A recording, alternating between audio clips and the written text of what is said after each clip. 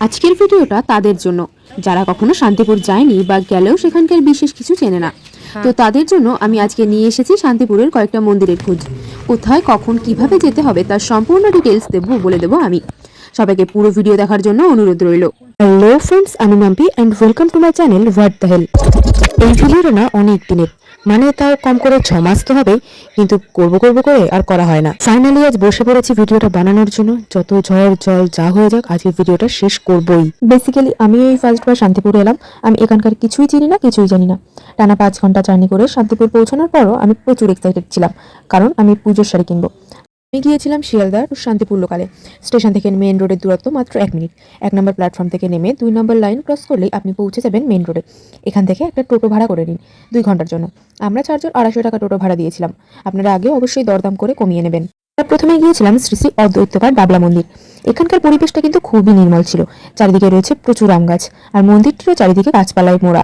প্রথমেই জুতো খুলে প্রণাম করে চলে এসেছিলাম মন্দিরের ভিতরে, কিন্তু নাট মন্দিরের দরজা ছিল বন্ধ, কারণ আমরা এসেছিলাম দুপুরবেলা, আর এই সময় ভগবানকে ভোগ নিবেদন করে বিশ্রাম দেওয়া হয়। তাই মূলত দুপুর প্রায় 1টা থেকে বিকেল 3টে বা 4টে পর্যন্ত প্রায় প্রতিটি মন্দিরেরই দরজা বন্ধ থাকে। এই মন্দিরের সাধারণ মানুষের জন্য বসার ব্যবস্থা করা আছে। এই মন্দিরের বারান্দাতেই ভগবত পাঠ, নাম সংকীর্তন প্রভৃতি হয়ে থাকে। আপনি চাইলে এই গাছের তলায় বসে বিশ্রামও নিতে পারবেন। আর এই দিকটায় আগে ছিল একটা কুয়ো, যদিও সেটা এখন অবস্থা একদমই খারাপ। সামনেই রাস উৎসব, তাই প্রতিটি মন্দিরকেই আবার সুন্দর করে সাজিয়ে তোলার ব্যবস্থা করা হচ্ছে। চারিদিকে রয়েছে বিভিন্ন ধরনের গাছ, আর যেখানে গাছ সেখানে তো প্রকৃতি সুন্দর হবেই। এটি হলো শ্রীকৃষ্ণ মন্দির, আর এটি হলো শ্রীপাদ মাধবেন্দ্রপুরীর মন্দির।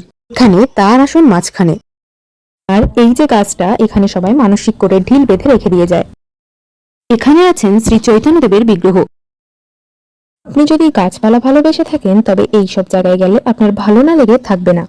মূল মন্দিরের ডান দিকে আছে শ্রী বিজয় কৃষ্ণ আচার্য গোস্বামীর মন্দির, তার পাশেই রয়েছে আরো অনেকগুলি কক্ষ। আচ্ছা, তোমরা কে কোথা থেকে দেখছো সেটা একটু বলে যাও দেখি কমেন্টে।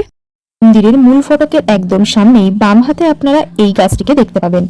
এটা কি গাছ আমি জানি না, আপনারা যারা জানেন অবশ্যই কমেন্টে বলুন। এখান থেকে আমরা গিয়েছিলাম বড় গোস্বামীর বাড়ি, যেটা শ্রী অদ্বৈত প্রাঙ্গণে। মূল ফটক দিয়ে ঢুকতেই দুদিকে এনাদের চোখে পড়বে। এই মন্দিরে কিন্তু দুপুরে ভোগের ব্যবস্থা আছে, তার জন্য সকালে কুপন কাটতে হয়। সেদিন ওখানে একটা বাচ্চার অন্নপ্রাশনের অনুষ্ঠান ছিল, তাই সেদিন ভোগের ব্যবস্থা ছিল একটু বিশেষ। ডান দিক দিয়ে পরপর কয়েকটা ঘরে আছে বিভিন্ন ভগবানের বিগ্রহ, আর এখানে হয় মন্দিরের সমস্ত অনুষ্ঠান। এদিন দুপুরে অন্য ভক্তদের সাথে আমরাও ভোগ খাওয়ার জন্য বসেছিলাম। থালা গ্লাস জল দেওয়ার পর প্রথমেই দিল ডাটা শাক, তারপর দিয়েছিল অন্ন। ভগবানের ভোগ খেতে বসে ভিডিও করছিলাম বলে বাবা একটু বকাবকি করছিল, তাই ভিডিওটা ঠিকঠাকভাবে করা হয়নি। শাকের পর দিয়েছিল শুক্তো, মোচা, ওল আলুর তরকারি, আর ওদের স্পেশাল চাল কুমড়ো ঘন্ট। এরপর দিয়েছিল বেগুনি আর ডাল। আমরা জানতাম না এই মন্দিরে ভোগের ব্যবস্থা আছে, তাই ঘুরতে যাওয়ার আগেই কিছু হালকা খেয়ে গিয়েছিলাম, আর সেই জন্য পেটটাও ভর্তি ছিল। খুব একটা খেতে পারছিলাম না, তাই থালার চারিদিকে খাবার ছড়িয়ে আছে। আর সেখানে ছিল এত রকমের আইটেম যে সেটা খেয়ে শেষ করা প্রায় অসম্ভব। ডালের পর দিয়েছিল চানা পনির, ফুলকপির রসা, তারপরে দিয়েছিল পোলাও, আর তারপরে দিয়েছিল সামথিং ছানা ভাজা টাইপসের কিছু একটা। তারপর ছিল চাটনি, পায়েস, রসগোল্লা, দুধ চমচম, আরো কত কিছু। সত্যি বলছি, আমি কখনো অমৃত খাইনি, তবে এই প্রসাদটা খেয়েছি। এত সুন্দর টেস্ট আমি এর আগে জীবনে কোথাও কোনোদিন খাইনি। জানি ভগবানের প্রসাদ সুন্দর হয়, তবে এত সুন্দর কিভাবে হতে পারে। খেয়ে দিয়ে হাত মুখ ধুয়ে ঠাকুর প্রণাম করে তাড়াতাড়ি বেরিয়ে আসলাম, কারণ টোটো কাকু অনেকক্ষণ ধরে আমাদের জন্য ওয়েট করছিল। তারপর চলে আসলাম শ্রী বিজয় কৃষ্ণ জ্যোতির্ব্রহ্ম আশ্রমে। মন্দিরের দরজা দিয়ে ঢুকেই ডান হাতে পড়বে মহাদেব বা তার ভক্ত নন্দী। একটু সামনে এগিয়ে বাম হাতেই পড়বে এই ঘরটা, আর ঠিক তার মুখোমুখি উল্টো দিকে আছে এই ঘরটা। এই মন্দির যিনি দেখাশোনা করেন তিনি আমাদের নিয়ে গেছিলেন মন্দিরের পিছনের দিকের একটা ঘরে। এই ঘরে ছিল এই মন্দিরের যিনি প্রতিষ্ঠাতা, যে মাতাজি, তার সমাধি এবং তার উপরে তার বিগ্রহ। মন্দিরটাও ছিল চারিদিকে গাছপালায় ঘেরা। আচ্ছা, এই যে মন্দিরটা, মন্দিরের চাল বা মন্দিরের কাঠামো, এটাকে দেখে আপনাদের ঠিক কোন মন্দিরের কথা মনে পড়ছে বলুন তো? এই আশ্রমের ঠিক সামনেই আছে বিশাল বড় একটা বাগান। এখান থেকে আমরা গিয়েছিলাম শ্রীকৃষ্ণ রায়জির পাগলা গোস্বামীর বাড়ি। এই মন্দিরটা ছিল যথেষ্ট বড়, কিন্তু এই যে কপাল খারাপ থাকলে আর কি হবে, দুপুরবেলা সমস্ত মন্দির ছিল বন্ধ। তারপরে চলে আসলাম আর একটা মন্দির দেখতে, সেটাও বন্ধ। তবে এই মন্দিরটা ভিতরে খোলা ছিল, কিন্তু বন্ধ থাকবে ভেবে আমি যাইনি, তবে বাকি সবাই গিয়েছিল। কিছু কিছু মন্দিরের মূল ফটক খোলা ছিল, তবে বিগ্রহের কক্ষগুলো বন্ধ ছিল, কারণ সেই জন্য আর ঠাকুর দেখা হয়নি। এটা হলো শ্রী শ্যামচাঁদজির নাট মন্দির। প্রথম মন্দিরটি হলো শ্রীকৃষ্ণর, আর দ্বিতীয় মন্দিরটি হলো বাবা মহাদেবের। এই চারচালা মন্দিরের ভিতরেই আছে শ্রীকৃষ্ণের বিগ্রহ। দিকে হয়তো দুপুরে অনেকে খেয়ে দিয়ে বিশ্রাম নিচ্ছে। এই দিকের সামনেই হলো তুলসী মঞ্চ, অর্থাৎ বৃন্দা দেবীর বাস।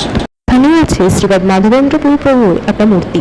এছাড়াও দেখেই বোঝা যাচ্ছিল যে মন্দিরটা অনেক বছরের পুরানো, কারণ ওই মন্দিরের ধরন বা মন্দিরের ডিজাইন সেটা অনেক পুরানো আদলের। আমি জানি না এটা কত বছর আগের মন্দির, তবে আমার তো বেশ ভালো লেগেছে। আর একটু এগিয়ে এসে দেখি একজন গোপালের সাথে বসে ফটোশুট করছে। মন্দিরের দুই দিকের সিঁড়ির উপরে রয়েছে দুজন মুনি ঋষির মূর্তি। এই যে চারচালার মন্দিরটা, এই মন্দিরটার পুরোটাই আছে টেরাকোটার কাজ করা। পুরো দেওয়ালটাই টেরাকোটার সুন্দর ডিজাইন দিয়ে সাজানো।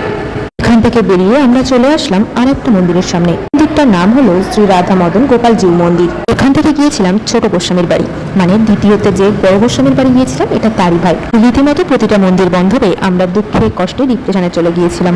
তারপর কি করবো ভেবে না পেয়ে চলে আসলাম শান্তিপুর স্টেশনে। প্রথমে এখান থেকে শিয়ালদা লোকাল ধরে শিয়ালদা, তারপর ক্যানিং লোকাল ধরে বাড়ি। চলো, অনেক গল্প হলো, আজকের মতো এখানেই টাটা। দেখা হচ্ছে নেক্সট ব্লগে। যাদের শান্তিপুরের কাছাকাছি বাড়ি তাদের তো কপাল খুবই ভালো, আর যাদের বাড়ি আমার মতো একটু দূরে তারা একদিনের ছুটি নিয়ে ঘুরে দেখে আসতে পারো। ভিডিওটা ভালো লাগলে লাইক করে চ্যানেলটা সাবস্ক্রাইব করে